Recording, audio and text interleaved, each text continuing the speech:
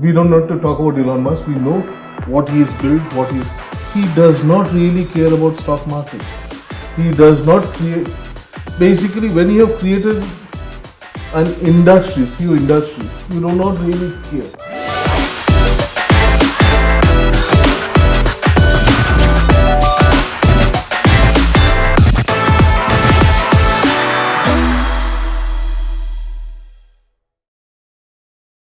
So we have an interesting topic for today's discussion. So it is on narcissist traits of leaders. If I go by a psychoanalyst's definition of different traits of leadership, one of them is an erotic leadership style. So erotic in not that sense, but erotic in the sense that they want people to love them. So they won't make anybody annoyed by themselves or by their actions. They want to take everybody along with them. So such sort of leadership styles do work in certain contexts, like you'll find a very good teacher who would follow an erotic leadership sort of style. Then there is an obsessive leadership style where the leader would be very specific or very meticulous about detail. So he would be the one who will implement a vision, who will implement a strategy very perfectly. We'll get into the thick and thin of the strategy. Then you have narcissist leaders. The term narcissist comes from a name of a gentleman Narcissus who actually fell in love with his own image. So that is the whole idea of narcissist. So narcissist leaders, these are the ones who want to be admired. So they don't want to be loved but want to be admired. So if they stand at the center, they want the whole attention directed towards them. So in general, narcissist has been used more in a negative sense. But the whole idea of the discussion is, can there be some positive shades of narcissism too? So that is the whole idea. So I think, I'll take a stab at it. So I think none of the human traits can be fully negative.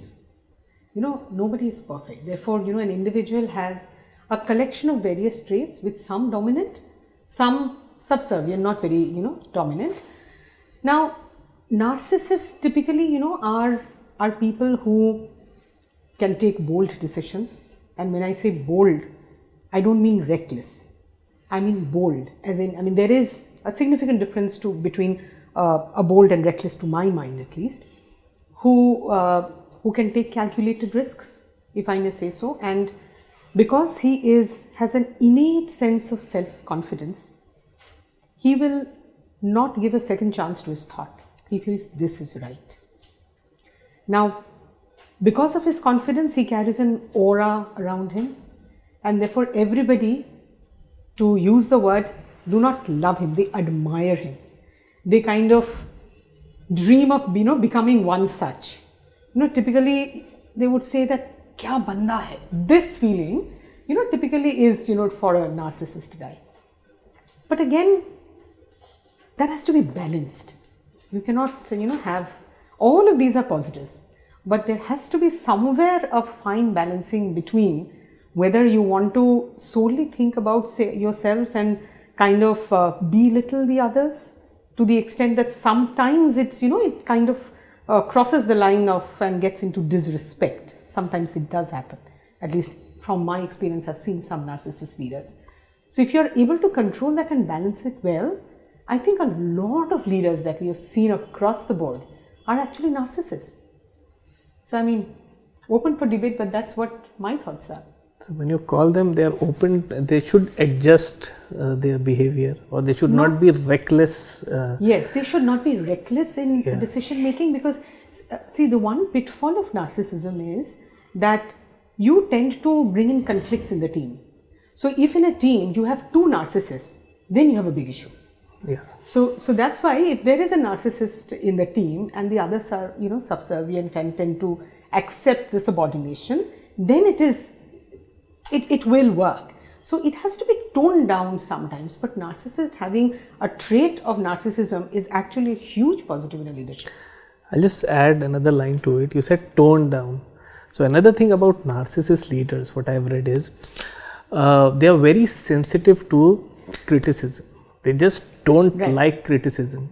So it is said that if you want to analyze a narcissist, if you want to give feedback to a narcissist leader, you don't have access to him. He doesn't have the ears to hear that criticism, then how would you expect him to actually tone down or adjust his behavior? So that is another problem with a narcissist. So I think that actually comes through maturity, where you see leadership, one style of leadership fitting all does not work. Depending upon the situation that you have, your narcissist dominant trait and the other traits that are there, you would have to adjust, we were just hearing a cook and a chef. You will probably adjust that recipe of what you're going to put a dollop of, more of narcissism or more of something else, so that it works. And you continuously adjust this depending upon the situation, is my sense so far. So your take on it? Well, I think the positives of a narcissist leader is the fact that they are very confident, all right, which is the reason why they are able to take bold decisions, as you just pointed out. Absolutely. As a result of which they are able to create a superior vision, and because of their charisma, they are able to get people to follow and align themselves to that vision. So these are some real strengths of a narcissist leader. And I would say that for a leader, you need to have style flexibility. All right. And that style flexibility depends on the kind of people you're managing or the kind of people who are following you. So for example, if you're dealing with immature people in your team, you need a task-oriented style and therefore a person who drives things. But if you're dealing with a mature team, you probably need a little more of relationship orientation, to bring about alignment in that team. So I think a little bit of narcissist behavior is good in any leader. But is it possible to have a flexible personality? You keep on adjusting it based on your team. So it is basically a very sort of inculcated sort of belief that you have, that I am right, and when I stand at the center, I am the one who represents the firm. So basically, this is what narcissism is, right? So when you stand in front of, say, an audience, so you are representing the firm, and you are actually the firm at that point. I'll take a couple of minutes on this. I won't take too long. But when I did my MBA from XLRI, I came out with a chip on my shoulder. Okay? I was a narcissist big time. Then the world beat me up a little bit, and I learned that what I thought I was, I wasn't. So that narcissism got tempered with the layer of capabilities that I actually had, right? And the narcissism got tempered down. Now, if I turned out to be simply brilliant, then all I would have known is narcissism, because whatever I did worked out to be successful. I would have known no other style of operating or working with people. I wouldn't have bothered about relationships. I wouldn't have bothered about engaging with people. I wouldn't have bothered about feedback, because whatever I dreamt of, I was successful, right?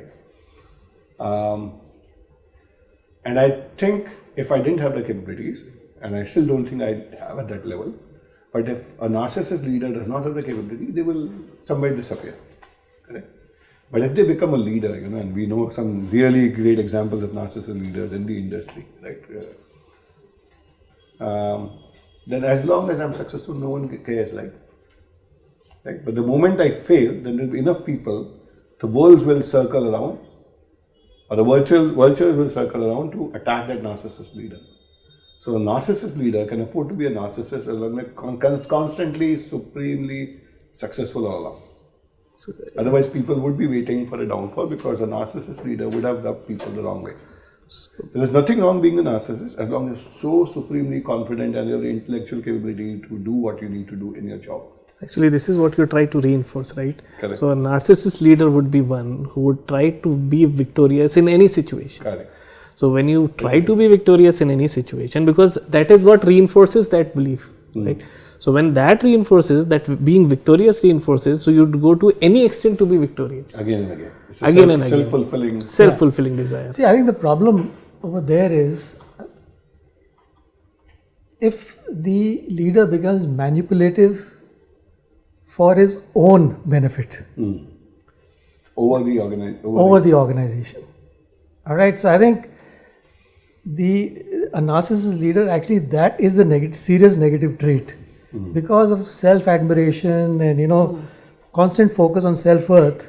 If he starts manipulating people or the organization for his own benefit, is where the downfall is. But on the other hand, if you look at his strengths, as we talked about, his supreme confidence, it can truly benefit the organization. So somewhere one has to deal with this negative aspect to get the best out of a narcissist.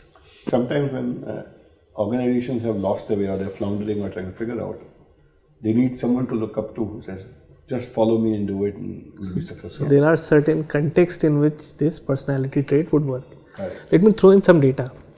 So research suggests, and there has been significant research, if you look at variation in performance, say the stock price variation or quarter to quarter performance, firms which are led by narcissist leaders, they have the highest variation. So it could be negative, it could be positive on the other side. So you measure it by standard deviation. Interesting. The volatility is highest for narcissist leaders. Now how do we explain that? Very interesting. So if I say they have a balanced approach, it may not be balanced, it could be reckless at times. So you could face negative consequences, but then at times positive too. So that actually goes back to the thing that you're not victorious always. Because from the theory of probability, you cannot have one every time. Yes. Right? So he will have failures, and because of the maybe toying the line between bold and reckless decisions in some cases, you did not emerge victorious. But for a narcissist, he doesn't care. He is like, he puts himself before the company. So if it's the volatility of the shares, so be it. So yeah, so this So is that is his thought process. exactly, yes. Maybe I'll have a different spin to that. Is somebody inherently narcissist? What makes a leader or anybody narcissist? Let's delve into a little bit. For anybody, whether in this forum or otherwise, to become a leader, to have one success, you possibly would have had 95 failures. True. Right? And you have had the success, possibly you have had the success against all odds. That's what gets documented is the success stories. What doesn't get documented is the failure stories. So you start believing in your own Kool-Aid. Right? So that's a fundamental way we build narratives today in the industry. We are only, whether it's in academia, whether it's in media, whether it is in business, we are only talking about success stories. We are not talking about failures and the learnings from the failures. So that's number one. Because the society itself, if you look at the narrative, everybody is looking towards a headline. Who scored the goal? Who's hit the century? Who's hit the sixer to win the match? Right? So that's number one. So it's an ecosystem which makes somebody a narcissist. Right? And that's because it feeds onto that. So that's number one. And again, that's number one. Number two, when you have to, I'll give you I was just watching a video on YouTube. I don't know if you watched it, Elon Musk in New York Times. Yes. Did you watch that? I haven't seen that yet. That's a complete Right. advertisers. Exactly. So basically, he gave an anti-Semitism tweet, like one of his early morning tweets. So there was a complete lash out on it. So some of the advertisers actually pulled back because of that. He said, I don't care, I don't give anything. Right? Basically, And use some cuss words also. Exactly.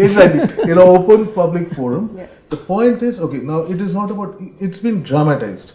Now, he's also playing to that. But if you look at the fundamental character, we don't need to talk about Elon Musk. We know what he has built, he does not really care about stock market. He does not create, basically when you have created few industries, you do not really care. If you don't have that bent of character, I'm not talking about the thing. Plus he has got enormous wealth. Exactly, and it's because he's built those things, right? It is almost like unhumanly possible, right? Now again, I'm taking an extreme example. If you level it out, right? The key aspect of what creates narcissism, right? Your question is, it's good or bad? It's good for the economy. It's good for the people. It's good for the business. I would not pass a judgment on that. Right?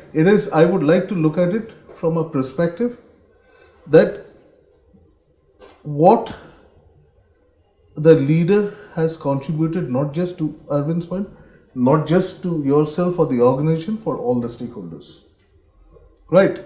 And like share price, or if you're a publicly traded company, is not always a barometer with which one should be measured. Yeah. Interesting. So you said the ecosystem creates a narcissist, but I'll put it in a different way. I said the narcissist trait was already there.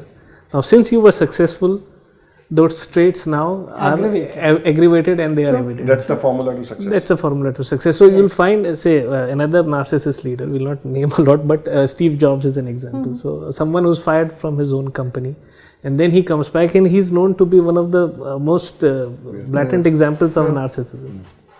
True. So it is the ecosystem which brings out those traits. And when I say they don't, I mean, you find major deviation in the stock prices, it is that they don't care. So when I don't care about an output, when I don't care about the shareholders who are actually stakeholders, so in that case, can I call a narcissist leader reckless too? This is recklessness, right? I don't care where my stock goes. I think just to contradict that point, I think the key issue, there are obviously in any organization, any institution, there are multiple stakeholders. There is a primary stakeholder, right? In the case which you're giving the example, the view was, again, I'm not defending or going this thing, the stakeholder was the consumer. Do you love the products? Is there a fan following? Because, like for a politician, right, end of the day, is he winning the elections? Is he or she winning the elections? Do they have a fan following? Because there are multiple stakeholders. Who's the most important constituent of the stakeholders? So that's another way of viewing it. So should I put it? Sorry, I'm making it a little controversial, but No, actually it is a the whole controversial topic is controversial. Absolutely. Extremely controversial. Just to answer your question, that would you say the narcissist leader reckless because the share prices have, No, I been said volatile? he's not concerned about performance. He's not concerned about the share price. I'll go my way, Why? whatever be. Why do you say that? Right? Typically, if you talk about the volatility, would the share price like this have gone up? Yeah. It would have, right? So the they- narcissist leader would have taken it on their own trajectory. They wouldn't have bothered about the ups and downs, but if you look over a certain There period are of time, instances where it has also followed got a different trajectory altogether. Twitter and Elon No, no. Musk. So I think over there, it could be that the negative traits have impacted the organization, which has resulted in whatever, right? So I think the real issue really is to understand what are the negative traits and what are the positive traits. So there are positives and there are negatives. Right. And to my mind, let's say if the leader is the CEO of the organization, then it becomes the board responsibility to manage that leader and take advantage of its, his positives and help him deal with the negatives. But adding on to your point, Arvind, and this is some criticism, right?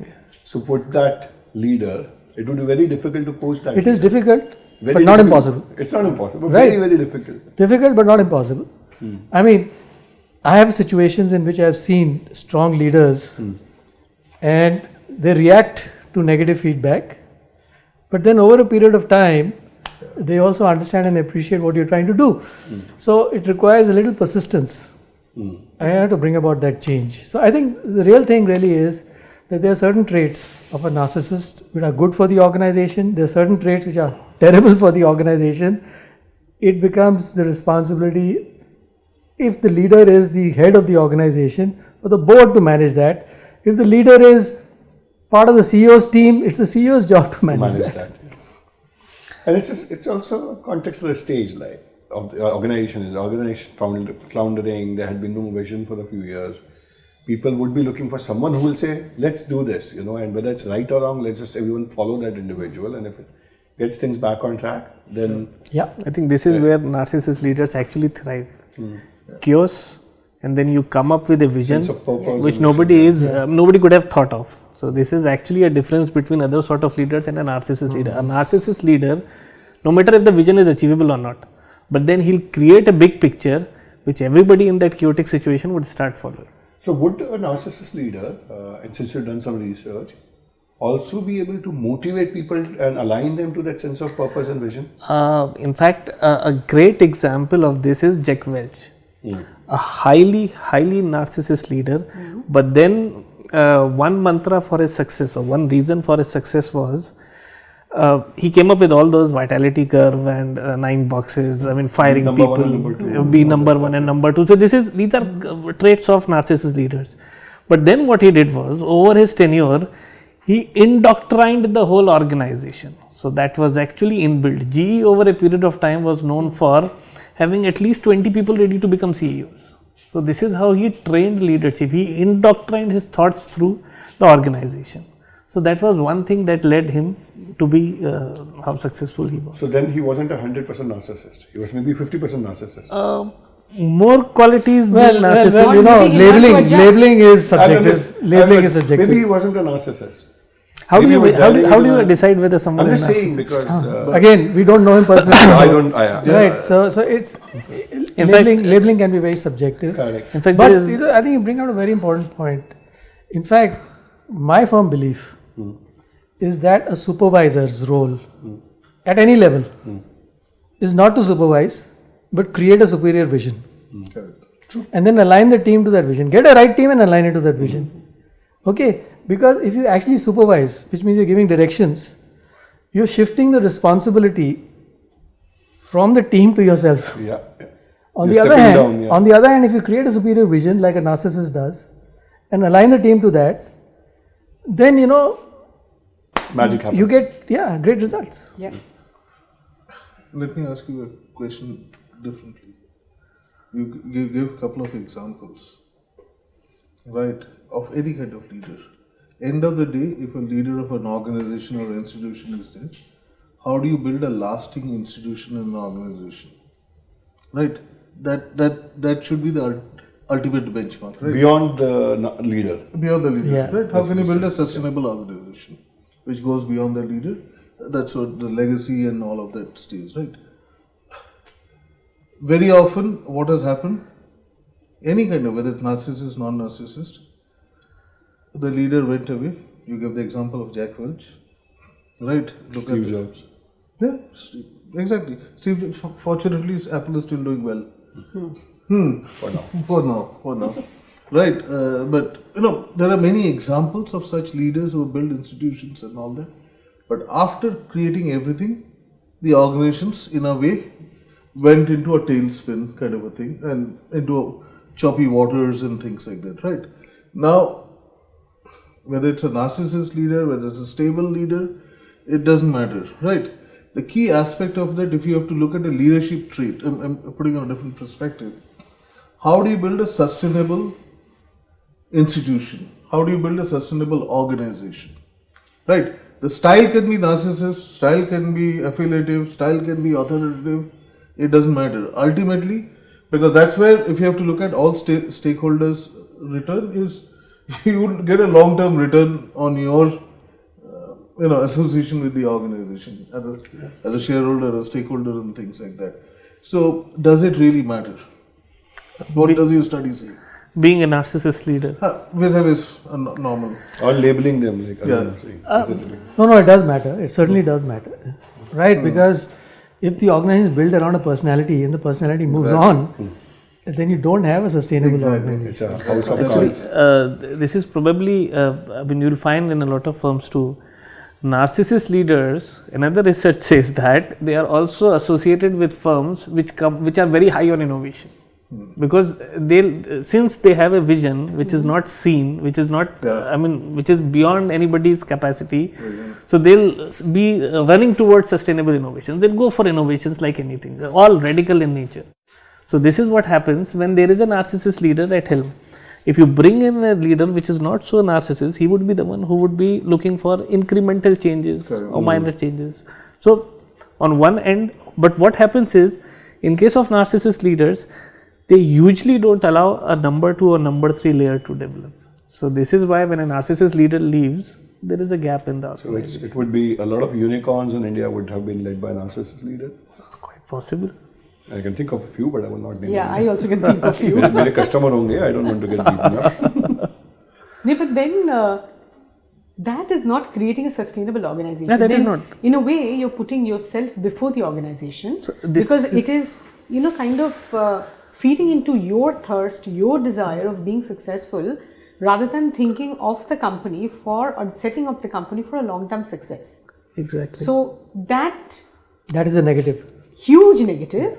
And if the organization was in chaos and you know, the leader who came in by virtue of having narcissism as his dominant character or trait, he kind of leads it out of the, you know, creates a vision because of his aura or charisma, as he said. The entire organization follows him and he leads the company out of the trouble that it is in. But what beyond that? Beyond that, you probably have to do some adjustments, or as he said, either the board, you know, kind of guides him, or, you know, he is a level down and somebody's supervisor guides him to create a long-term sustainable organization. But that does happen, right? When I look at, you know, when a company is going through a tailspin, a narcissist leader comes in, gets it back on track. Yeah. And then if it's a startup, then sometimes the narcissist leaders identify themselves that now it's BAU. Let's have someone else professionally run the organization, or even in large organization, 10 years they take it up, big multinationals, and then they say, okay, now let's bring in someone else to drive the sustenance phase. The change, disruption phase has happened. So they are useful for those things. Otherwise the organization would never snap out of where they were, right? The Apple example we were talking about, right? Absolutely. It would have, we wouldn't be using Apple products as much as we do. Yeah, actually, it's complementary because from completely contrasting, I would not say complementary, between Steve Jobs and Tim Cook. Yes. Yeah. Completely different. And I think they work very well together. In fact, if you look at reasons for a success for a narcissist leader, every narcissist leader would have a very trusted number two. Yeah. So Who will not be a narcissist? who is not a narcissist, That's who why I actually use balances out. Yes. So what you said was board actually in some cases, and there is a very specific research on it which also says that boards, what they do is they actually act as a cushion against the reckless They have a action yin-yang personality. yin-yang personality. No, so then basically you are adjusting.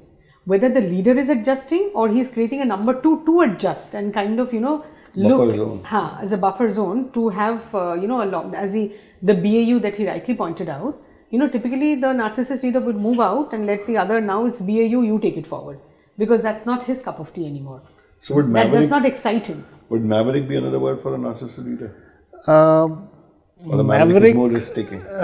No, it may be risk-taking, but narcissist would be maverick plus I mean, admire The me. I in her. Admire I me, mean myself. right? My aura, Yes. me. Okay, one spin-off I can think, again, one good part of narcissism, again, I'm putting it in a very contextual perspective. If the brand of the leader is very high, and depending upon what you're representing, I'll go back to the Elon Musk story. Tesla spends zero in advertisement. Absolutely. Right. Right. So again, there are pros and cons. Pros and cons. Because the personalities, it gets sold on that. Obviously, the innovation, the experience, and the personality.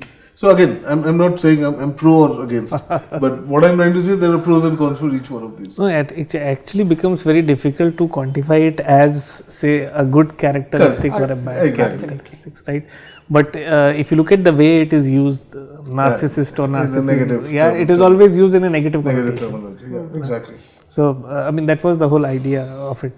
Have you started to see that change, Faisal? Have you seen research where companies are deliberately inculcating and bringing on narcissist leaders at different stages of the company? What has been seen is in uncertain times, I mean, when there is chaos, when the company is loss making, when the company is directionless, in those cases, companies do look for such leaders who actually are disruptors, who actually have got that narcissist sort of bent.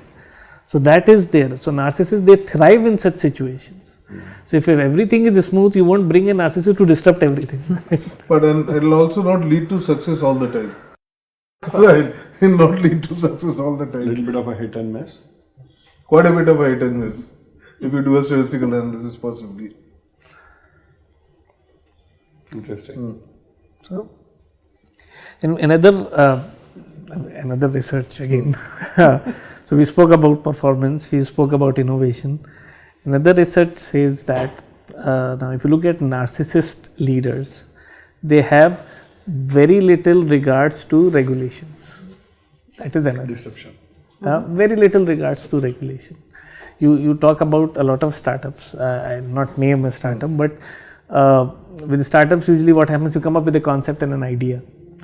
There may not be a lot of regulations around it to start with. I mean, any startup you look at, which is an industry first.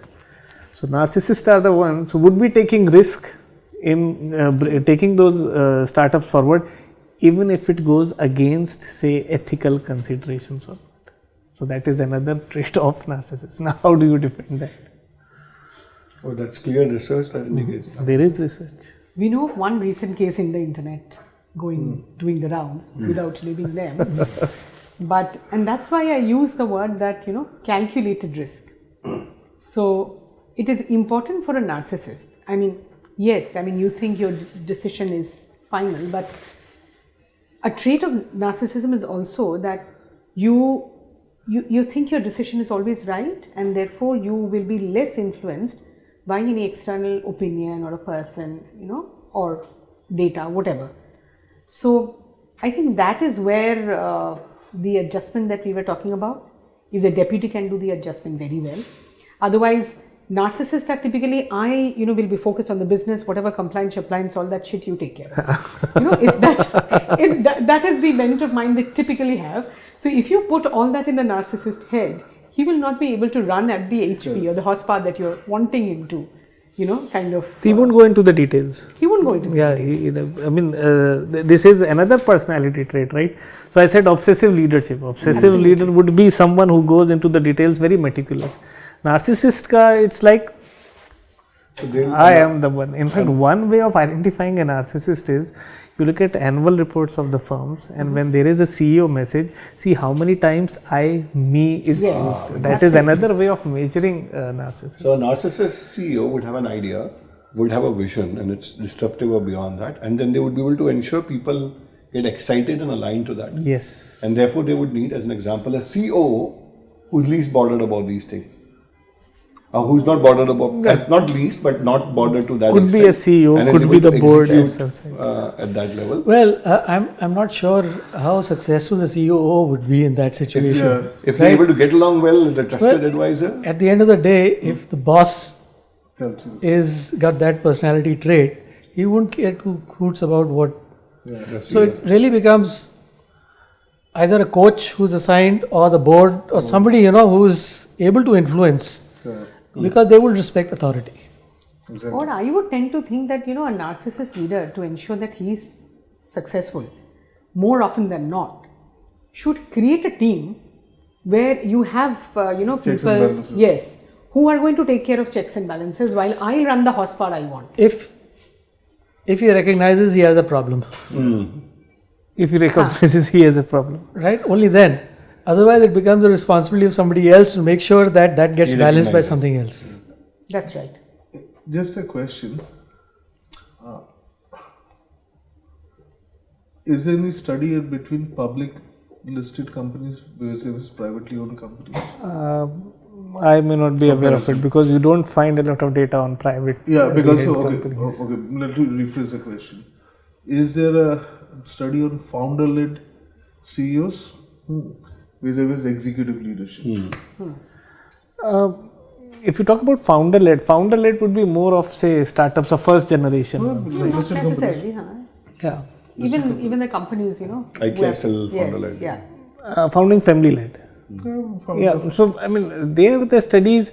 See, if say the founder is narcissist, or it is not necessarily the next generation leader would also be narcissist. And there is a very what you call a robust finding which says that the founder may be successful, but after 2 or 3 generations, not many businesses survive, or they don't have that sort of vision. So the father may be narcissist, but